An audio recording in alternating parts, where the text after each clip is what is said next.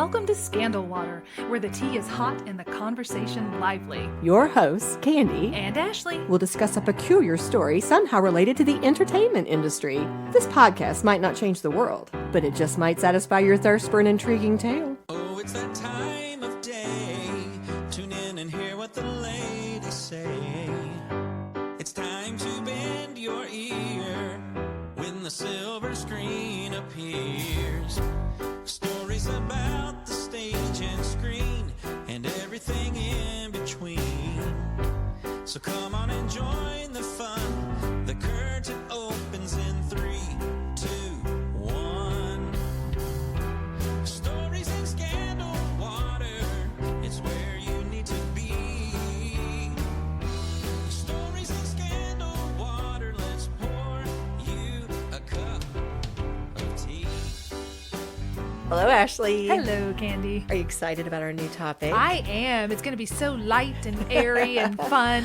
Yes, I loved January. It was fascinating, but it's also kind of nice to move into February with just this very, satisfying, uplifting, Yes. easygoing topic of love is in the air. Yes. Yay. And what we decided we were going to do is to center this month around rom-coms. Yes. And just for fun, it is definitely going to be a little more lighthearted and also a little more casual Yes. because it's going to be a lot more talk, a little less research, right? Because you did a lot of researching last Ooh, month. We're there giving was you lot. a break. Yes, thank you. I appreciate that. But although I do love it. Yeah. But at the same time, what we decided to do was Ashley got to choose 2 rom-coms that she wanted us to focus on. I chose 2. And basically, there will be a little bit of information about the movies or their backstory, but most of this is just going to be us sharing our thoughts about the movies because we are doing a rewatch, taking Yes. some notes, and we're just going to kind of talk through some of our impressions and why we love them so much. Pretty well, that's it. Awesome. Well, this first one was one of your suggestions. It is. I thought it was a good one to lead with because if you're going to do a month centered around rom-coms, you have to go with the queen, I think, of the romantic comedy, which is Meg Ryan. Absolutely. However, I chose one that apparently is very hard to find. I have been watching it since it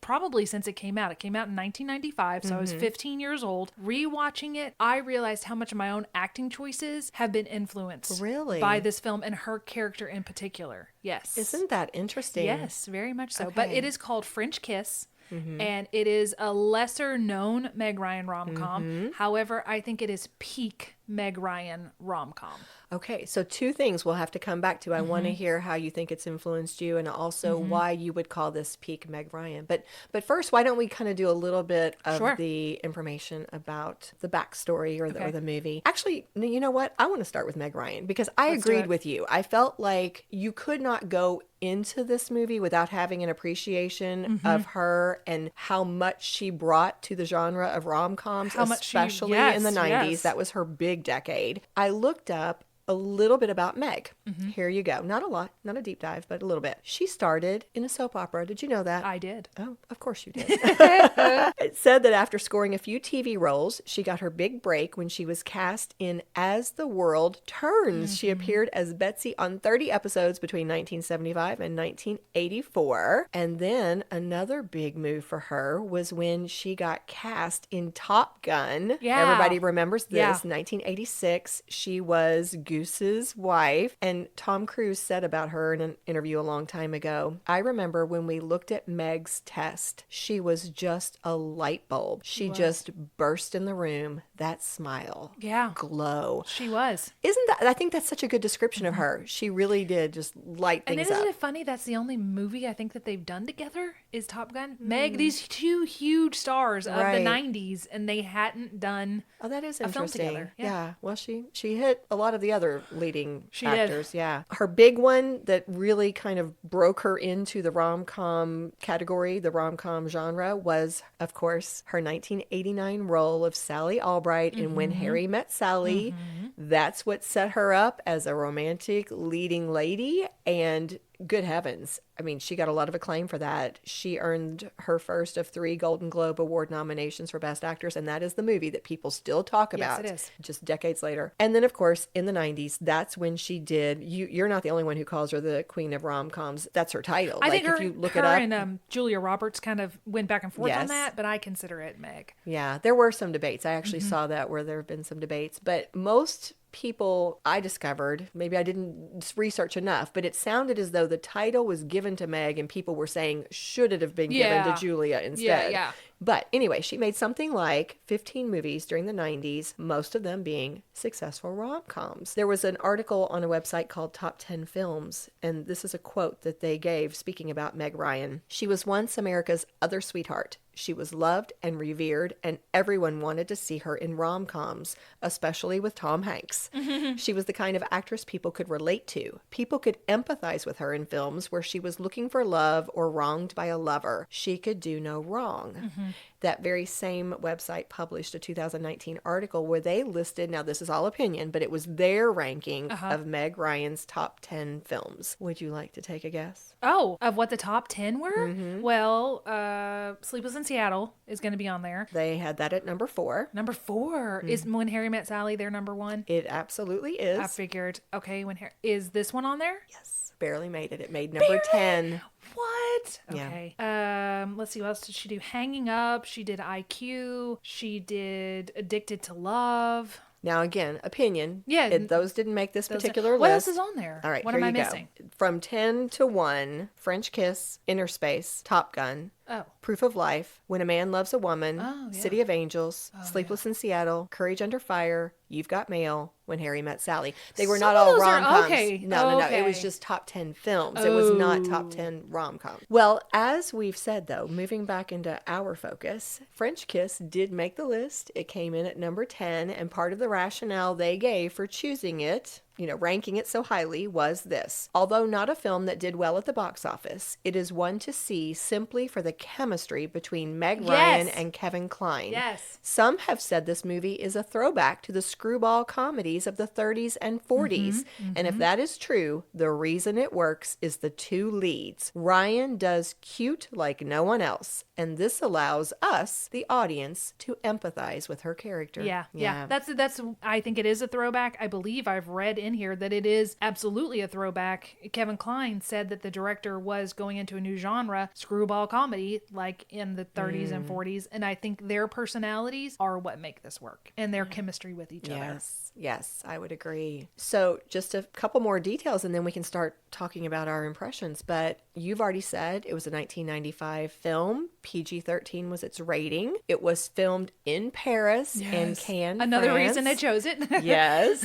It was directed by Lawrence Kasdan, written by Adam Brooks. And in case you've not seen it, here's a summary from IMDb. A woman flying to France to confront her straying fiancé gets into trouble when the charming crook seated next to her uses her for smuggling. A Los Angeles Times review said, in the movie, 2 odd ducks meet cute on a flight to Paris. Yes. She's out to rescue her fiancé, played by Timothy Hutton, from the clutches of a French siren, and they bicker their way across France and into each other's arms. Yes. Yes. I actually looked up some stuff about the director and the writer. Oh, go for it. So here's what I found, and I just fell down this rabbit hole, and a lot of this is not my own words. I may have copied it from IMDb, but Lawrence Kasdan, American filmmaker, producer, and screenwriter. Listen to what he directed: Body Heat, Grand Canyon, The Big Chill, Silverado, The Accidental Tourist, Wyatt Earp, Mumford, as well as French Kiss. Yeah. Okay? Listen to what he wrote. And what I like so much about French Kiss is the writing, but although he didn't write this one, but listen to what he's been involved with.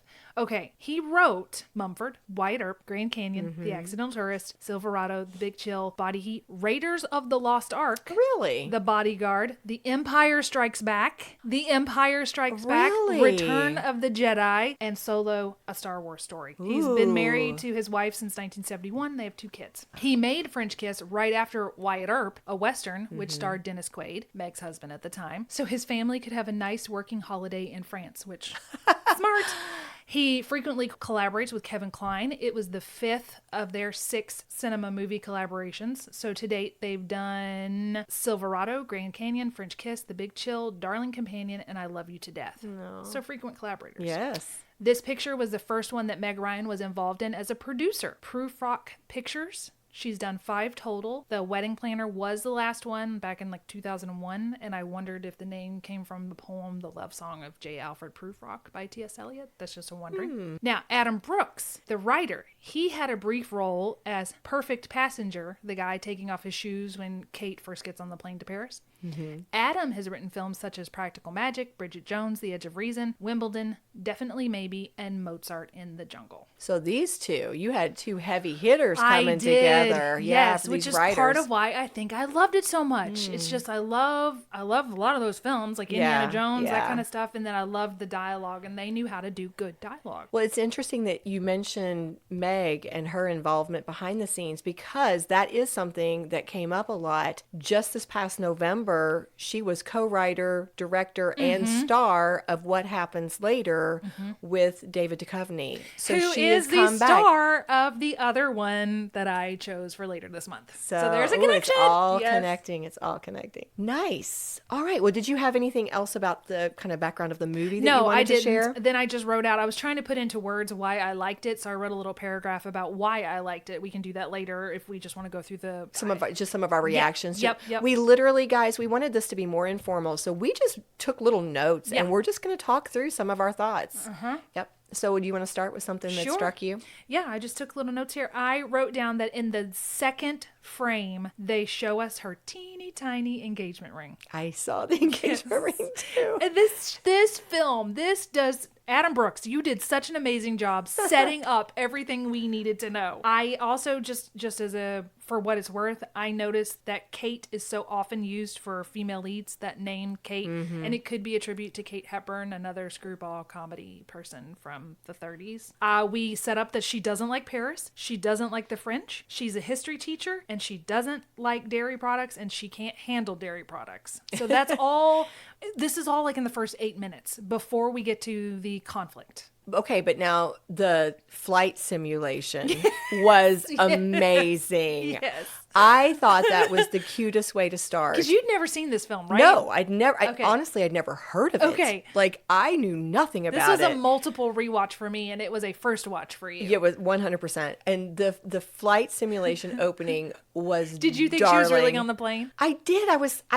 Because you liked it. I'm saying, like, I'm coming into it kind of cold, going, okay, so is she neurotic? Is she like, Yes. is this voice really? Okay, that's her voice in her own head, and what is happening? Yeah, I didn't tell you anything about it. No, I knew nothing about it. So when I discovered, I thought, okay, that was clever. That was cute. That was cute. And I saw an interview with her. I found it on YouTube. It was really hard to find stuff about this on YouTube, where she was talking to the interviewer about how she really doesn't like to fly. Like, that's something Meg doesn't like to do, is fly. She's like, I do it anyway, but I don't really like to do it. Yes. So the interviewer was talking about how cute that section was too. Yes. I will say, just jumping in here, I also had a note about how tightly they had to give the exposition. Like, within 10 to 15 minutes, she's already been dumped. Yes, that's what I mean. So tight. Yes, you know everything, all the backstory. They've set it all up, and then it moves on. But I always have to say this. Seeing her, like, one of the first things was, it's the cute, young, effervescent Meg Ryan. Yes. Like, you just look at her and you just go, you get an emotional reaction because It's like a kitten. You do associate her in some ways. It's almost like the Hallmark movies where Yeah. you know it's predictable and you know it's going to make you happy. So you automatically become happy from the get-go. Yes. That's kind of Meg Ryan. As soon as you see Even though her, she's super grumpy and that she's kind of over the top. she is amazing. She's kind of anxiety ridden, but she's adorable. I looked at her and I went, cute young Meg. Is this Top Gun time? No, it's actually quite a while after Top Gun. Wow. Yeah. She cut all her hair off from Sleepless in Seattle, and she said, I'm going with cute and pixie and little spiky hair. All right. Well, what's another note you had? So we also find out that part of this is that she is trying to immigrate to Canada. She's an American whose fiance lives in Canada. She wants to become a Canadian, and she just gives us this throwaway story about how this one time she was at this friend's house and they smoked pot and she got in trouble for it, blah, blah, blah, blah. Yes, I remember that. It was supposed to be, I mean, yeah, she was the straight-laced, follow all the rules person, but here's what happened to her. The one time she did Yeah. something and she didn't even like it. And then we also learned that she cannot leave the country until her status comes through, which is important to me. Here's my Ashley in her armchair. I think that when she took Charlie to see that house and told him about her nest egg, the $45,000 that she had saved, it freaked him out. And he said, it's like my whole life is passing before my eyes and we don't even have children yet. That was his quote. Yeah, he did not like the idea of commitment, and that made it too real for him. Right. Yeah. But I want to say he was a good boyfriend to her prior to that moment because he was trying to get her to come. He wanted to be with her. So it's not like when what he does later, it's not like he was already looking to stray. He seemed to be very committed to her, but it's when she came to him with that reality of, here's the house, here's what we're going to do. And he just freaked out because I think he kind of lives in his emotions. Yeah, which makes you wonder. Honestly, I will say Timothy Hutton's character had no development. You know, like he ends up just being almost throughout the course of the movie, just almost somebody you catch glimpses of. So I'm making inferences, who knows? But it made me wonder, is this a man who didn't want his partner to make decisions, like to kind of decide where his life was going to go? Or was it just that he, it just kind of scared him, like, oh, I think it scared him. Yeah. I really feel like it scared him. And I feel like he had a midlife crisis early. He just had that, oh, I can't do this. And it just was his realization moment. Last thing I have before she gets dumped is we learn that she doesn't have a great relationship with her parents because, again, throwaway line where she says, or it could be like me where you get an unsigned card, Christmas card, birthday card, I forget what she says. That's all within 8 minutes. Yeah. We have the whole setup, and a lot of that information is important later, but they do it so well. And I admire the screenwriter, I admire the director who gave us all of this stuff where they were feeding us the information, but it wasn't exposition dumping. It was just, oh, by the way, they made it sound so natural. I just loved it. And it had to come fast because you want the primary part of the movie to be devoted to the action adventure that's going to happen with her true love. Right. Her new scene partner. Yeah, here. I wrote 8 minutes in, we have the whole setup and the inciting incident with pre-planted story cues. Fantastic. I have old tech alert, phones on the walls. Yes. There's no cell phones. They just called. Yeah. I liked her line, rude and interesting are not the same thing.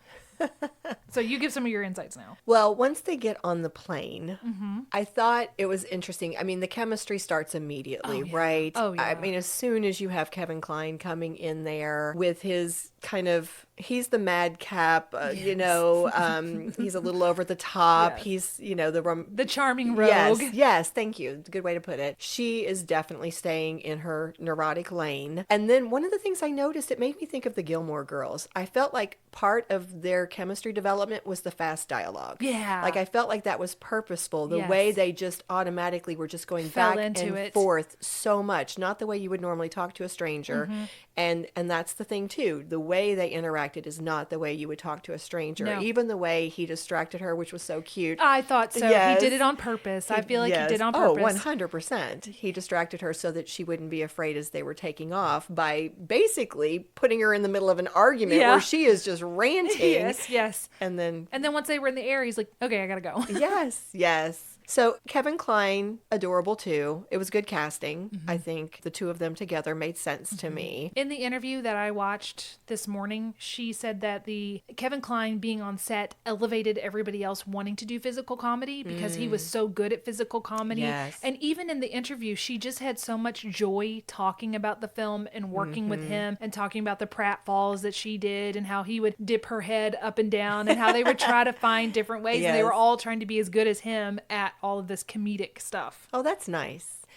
On a different note, something that I loved was the way that they kept coming back to, I think titles are important. French Kiss, immediately I loved it because it's like, of course, this is happening in France. Yeah. And you've got the idea of a French kiss and the idea that this is a rom-com. But even them breaking it up, they kept coming in from the very beginning. They had that conversation where, I think it's Meg who makes the comment in her character, Kate, that a kiss is where the romance is. That's exactly what I have written down. Like the way she kisses where the romance is. I liked the way way she described the kiss. Yes. Yeah. And that kiss then, that idea of the kiss comes back throughout the whole movie and it's significant. And I Very was much. like, nice. I like those touches where things are very intentional. I also liked her line, everybody loves their mothers. Even people who hate their mothers love their mothers. It's funny. So this is just a little side note, but I just recently, for the first time in my life, had a chance to go to Paris. Yes. And so I absolutely loved, I mean, I would have loved it anyway. The cinematography was amazing. Like, it was just beautiful in this movie. They did so many beautiful location shots. But also seeing Paris, and it was cute at first how she kept missing, like Yes, she kept yes. missing the Eiffel Tower Yes. or some of the monuments, the things that were notable, and then she finally does see it. But I kept going, oh my gosh, I've how been gorgeous. there. Yes, or I've seen that. And then I could not help it. There's the one scene where they're driving and it's absolutely crazy. Like the Is that way- what it's like there? Yes. No. I am telling you, No. it's one of the craziest experiences as a I always passenger thought in they a just, car like, that made I've that ever up. had. No, we took an Uber and Kirk and I were just like trying not to react so that the person driving would not see our faces and like be offended, because I don't know how we did not get into some kind of a fender bender. I don't understand. They would literally, I mean, like the drivers would literally, it would be like, oh, we're coming into this roundabout. I don't care that there's a crowd. I'm going. And they would just drive into it. And people would, it was constant honking and people forcing each other, nudging forward to make people give way, and people yelling out the windows. Oh my gosh. Craziness. Okay, so that's true to life. All right, now I have a new fear unlocked. Great. My mom would kill me if I don't mention this. Meg Ryan's purse has a fan club. That purse, What? it does. People want that purse. There's places where they've looked for, where can you buy that purse? My mom has a long-standing, if I ever find that backpack-looking Really? purse, she wants that for It is cute. It's super cute, and it's important to the plot. Well, But yes, yeah, it is. It has its own little fan club. Yes. I have about Luke. He saved the life of the cop, which did you recognize him from Mission Impossible? I did. Great. It helped me if I'm saying his name. Is it Jean Rene? I think so. Okay. Yeah, Jean Rene. And I liked his quote that he says, he's no criminal. That's what I keep telling him. Yeah, it was fun to see people that you recognize, because you do that as an audience member when you see that this what appears to be a very small part is being filled by a notable actor. Yeah. You're like, this is going to end This up is being gonna end more up- significant than we think. I did like the concierge where he took her money. She's like, hey, I just gave you a tip. Oui, madame. And I took it. It was funny. He It just was took her good. money. And I liked, I'm going to keep saying lines that I liked where she says, we had plans, or she's explaining to Luke the relationship. And he says, he was obviously very attached to them.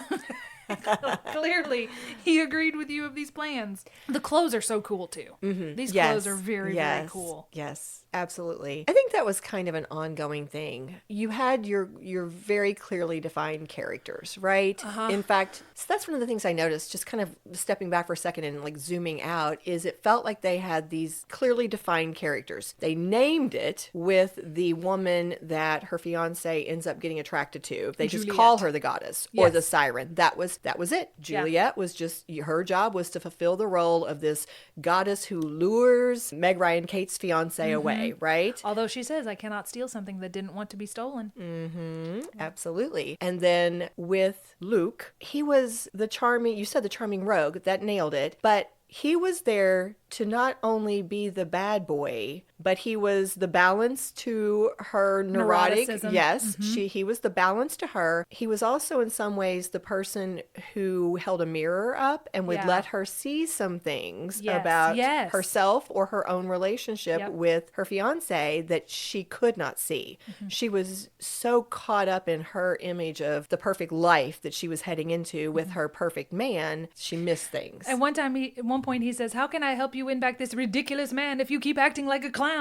After she falls Yes, over the cart. yes. But he even says he's ridiculous, you know? Yeah. And then when they're in the car, she's talking about how she would go and get down on her knees and beg. And he's like, oh, okay, here's the goddess in her negligee and you on your knees begging, poor Charlie. You know, what a choice. Right. So he's just giving her the truth of the situation. You know, I'm going to pause for a second because I'm putting things together as we're talking this out. The scene, to me, not being as much as a physical comedy type person, like in some cases I was like, oh my goodness, you know, the falling over carts, the cake, you know, some of those things. Screwball things. Yes. I was kind of like, okay, this is a little over the top, you know, she's literally crawling at one point. I'm like, oh, but I see it now. I see if we're purposely trying to do screwball comedy. Yes. If the other actors are being inspired by Kevin Kline to up the physical comedy game, that kind of brings those pieces together. I can see where, okay. And it also is literally she's on her knees, right, trying to get this life back. You know, she is. She's crawling to this life, but actually in this case she was crawling away from this life. Right. It's like she's kind of put aside all self-respect because all she can see is trying to win him back. Yep.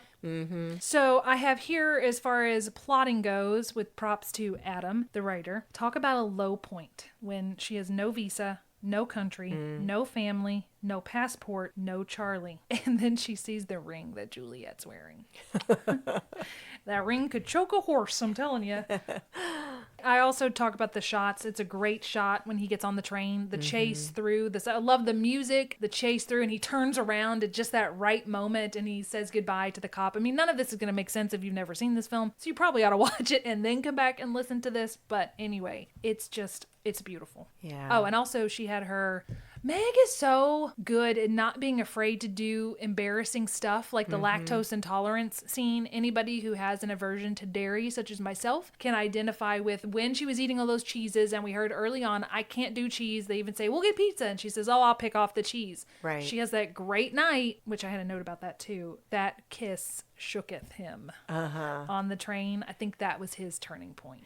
Okay, literally wrote that. I said, after the kiss, they have switched attitudes. Yes. She's now more cheerful and positive. Yes. He's now more anxious and surly. Yes. Like, they put it in our faces. This is a turning point. Things have changed. Yeah. Yeah. And you see it on his face when he sits back down. He's like, what? But anyway, so the next morning, she's more cheerful. She's more chipper. She's eating the cheese. She's like, this is so good. Then she has the attack that everybody who can't do dairy has the attack. And going to his home, I think, is her turning point. That definitely was a wake-up call for her. She saw things that she had not seen before. Yes, 100%. And I'm going to speak to what you just said, re-emphasizing the point we've already made. Her willingness to be vulnerable. You know, as an actor portraying a very vulnerable character, she's willing to go there. She is willing to go there, and that's what you have to do in acting. I love how she's walking through. This is one of the things that influenced me, like where she's like, beautiful, gorgeous, wish you were here. Yes, just the way that she says everything's so beautiful. And then she's making fun of him later where she's got a pretend cigarette and she's like, you people. He looks genuinely amused. Like it doesn't look like the character. It looks like Kevin Kline is genuinely amused by Meg Ryan. What Meg Ryan is doing. And then she says, poor you had to grow up here.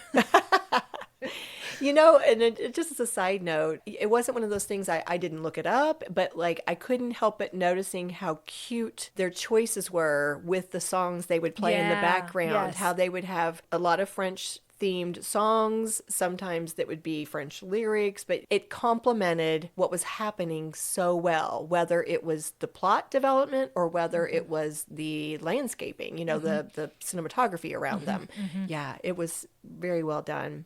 Going back to the wine tasting scene where they're in his childhood bedroom, I think that is a turning point. I think that's her turning point because I said it is so sweet. She sees his boyhood dreams, and it's also the first time that they have a conversation where they're not really fighting. He says, describe this wine, and she says, it's a bold wine, blah, blah, blah. And then she says, I don't know, I'm just talking about myself. And he's like, no, you're right. It is. Wine is like a person. So they start having actual conversations, not just fighting conversations or anything like that. And he doesn't make fun of her. He says, no, you're right. Here's how you can tell. And they're actually connecting because what she comes out with actually shows she has, even though she doesn't recognize it, she does have a little bit of a foundation in that. And they're both connecting over love of land. Yeah. love of home, love of family, love of things that you create yourself or you invest in. They're starting to really see that in each other. And she uses his love of the vineyard to help him understand how she thinks that she feels about Charlie, because she says, you would do anything for this, right?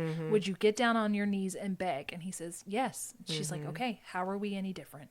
So then he's like, okay, I understand where you're coming from now, or where you think you're coming from. Right. The next thing I have is the necklace reveal. So you wanted to talk about that. I don't have anything insightful to say. I just was so pleased that it took me by surprise. Yeah. Because you know how it is. And you always try to figure things out in advance. And when she had the necklace, it Like was the these? most satisfying thing. Absolutely loved it. Because she also, instead of being this, I don't know, not a victim, but this person who's the one with no control and no power working so hard to win somebody back, all of a sudden it's like, oh, she's got some agency. Yeah, she's got some control. And it was interesting because wasn't it after that all of a sudden now he's coaching her to help her versus their adversarial. Yes, it has changed. Yeah. I like the use of I want you. I did too. I want you to do this, this, and this. And I just made this note. How are men able to sleep with no blanket? I just want to know that. They share a hotel room in one of the scenes, and he comes up and he takes a pillow off. They're not going to, of course, they're not doing that. He sleeps on the couch, and he's just in his underwear and no blanket. I was like, how are you not cold? That's just me wondering. When he says to her, who is the goddess now? That face that she just looks at him, it's the sweetest, just the sweetest expression of, she doesn't look like a Parisian woman, and she doesn't act like a Parisian woman. She says, use the corresponding face for the corresponding emotion. She's not one of these people to play games. Right. And she's got her little short blonde hair, little spiky hair, and she's not built like them. And he calls her a goddess. It's so, so sweet. Yeah, that was something that I think the filmmakers did well, and the actors too, but the building of the chemistry. Like you felt their attraction immediately, and you know how the bickering that with the underlying, chemistry and tension, that was there, but you could literally watch the feelings deepen. Yes. Through this this part of the film. Yes. You could see it happening. Yes. And that was very cool. It was. Yeah. Okay, so when she is talking to Charlie, when it looks like things are going well and she and Charlie are going to get back together, she stops, and I like that it's shot in silhouette in the darkness. He says, it's like somebody turned a light on inside you. Why wasn't it me? I literally have that same quote written on my paper. Then later she says, why wasn't it you that turned on this great big Kate light that you love so much? And then she says, I now know what I don't want. And he points to himself. And she's like, sorry, Charlie. So that's her realizing that it wasn't him that turned on the great Kate light that he loves. Side note, where does that famous phrase come from? It doesn't come from this movie, right? Where What's that? You hear people say all the time, sorry, Charlie. No, that's the commercial on TV. Yeah, I think it's Yeah, that's probably why she said it that way. Oh, it's a could be. throw to that. Yeah. I also like that she says, I want to plant some roots and see them grow. She literally says plant roots, which is a vineyard. Right. But she doesn't realize she's talking about a vineyard. Right. And I have another old tech, the small TV, then in her hotel room. It's like bloop, bloop. I didn't even notice that one. And I have that she looks so happy that she helped him. And the end is so sweet. You see them fall in love. Well, I kind of pride myself on seeing things coming, especially when, our perception is, our belief is that rom-coms tend to be so predictable. So I loved that the sweet surprise ending, it got me a little bit. I didn't fully predict it. I kind of had a sense, but there were details of it that took me by surprise. Loved it. And then when it literally ended with that I want you again, that callback to and he just said, that's it. I want you. It was so good. Yes. Yeah, I love that ending. Well, let's go to break, and then Okay. we'll come back and we'll kind of start wrapping things up. Sounds good. As we venture through 2024 together, we would love to know what subjects you'd like us to cover. Sprinkled throughout the year, we'll be doing a variety of topics that are inspired by listener suggestions. Previous topics have included Selena, Paul McCartney, the Beverly Hills Supper Club fire, Tory Murden McClure, and famous photographs. You can send us your suggestions by emailing scandalwaterpodcast@gmail.com. Or if you're feeling especially chatty, send us a voice message with who or what you'd love us to brew up an episode about. Cheers!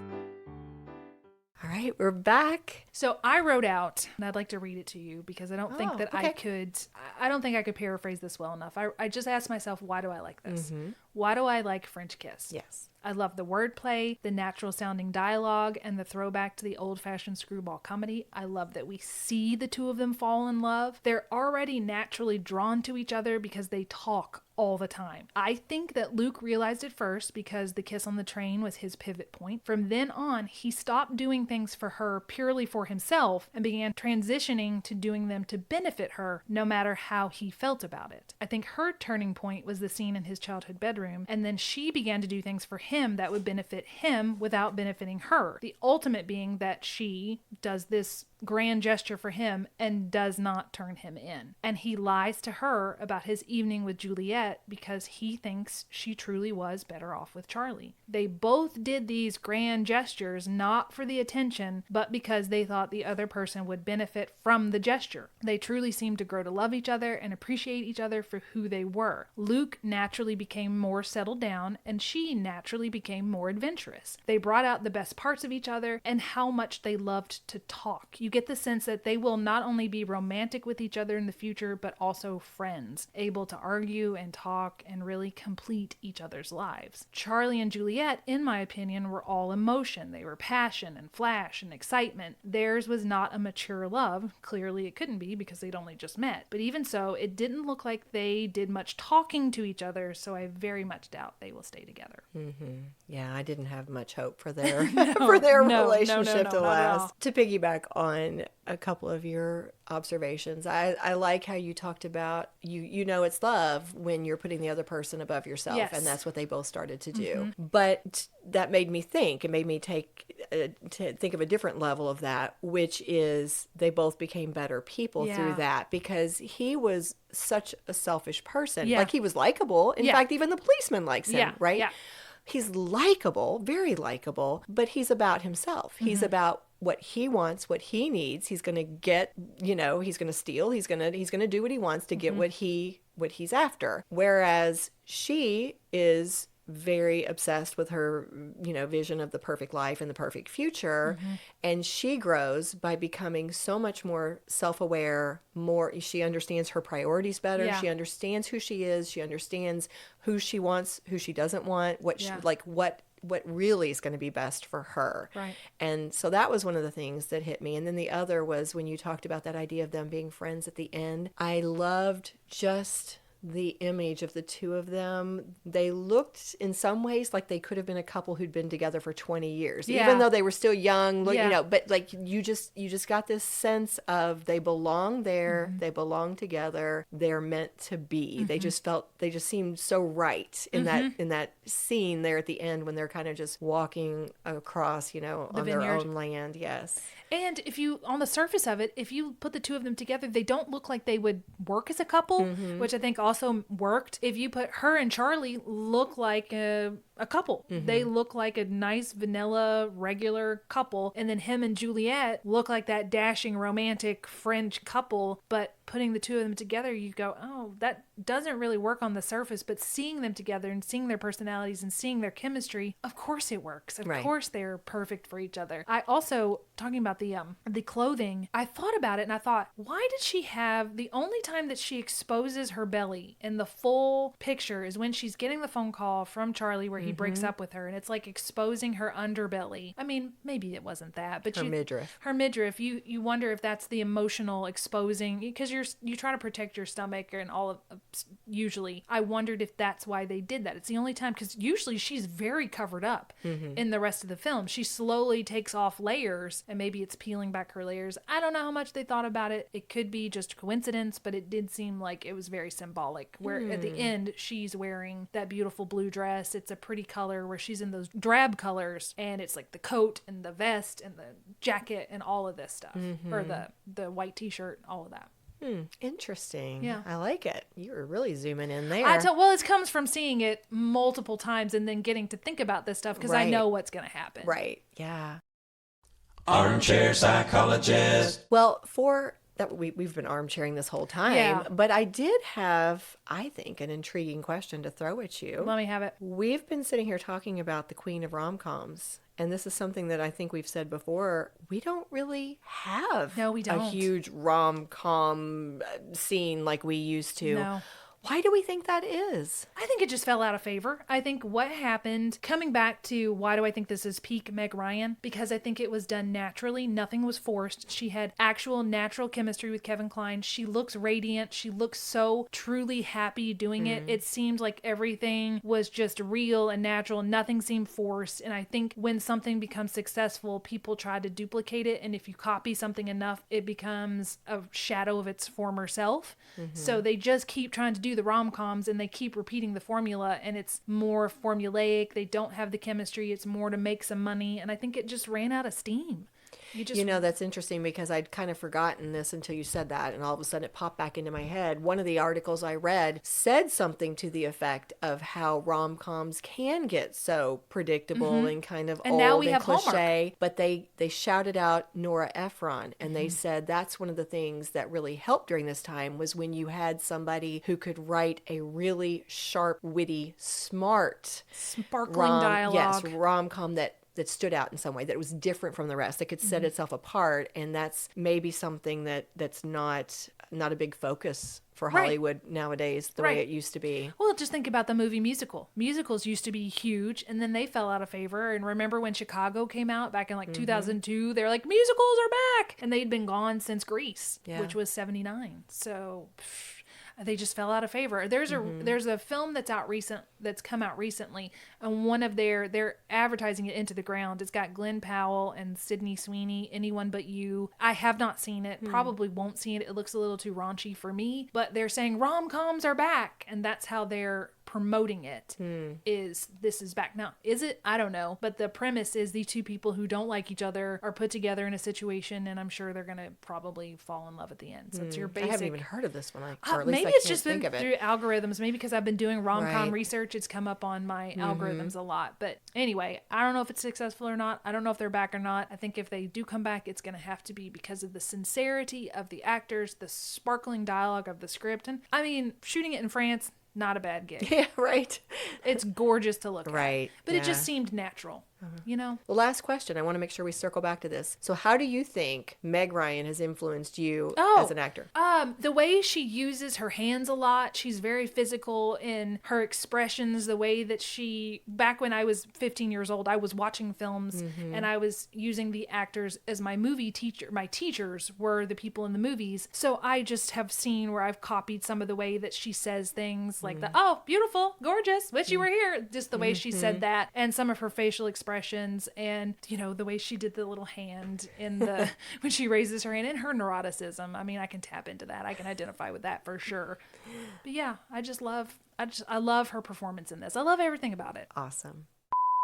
This is Ashley from the editor's booth, and we are at the end of our recorded episode. Past versions of Candy and me are just about to do our cheers, but I have an incredible surprise for you guys. I reached out to the screenwriter of French Kiss, Adam Brooks, and he graciously sent me a few of his remembrances on the inspiration behind the film. Now, this episode was already recorded and wrapped and ready for upload, but I had to include Adam's thoughts. So please enjoy hearing from the man who, in my humble opinion, penned one of the sharpest screenplays since the 1930s. And thank you, and a big cheers to Mr. Adam Brooks from Candy and Me. Enjoy. Writing French Kiss and being so intimately involved in its making was really one of the most special and fulfilling experiences in my filmmaking life. It started when Liza Chasen took me out for lunch. She ran the Los Angeles office of Working Title Films, the English company that produced the movie. They'd been talking to Meg Ryan about developing a story that would take place in Europe with a European co-star, and they wanted to know if I'd be interested in coming up with a story.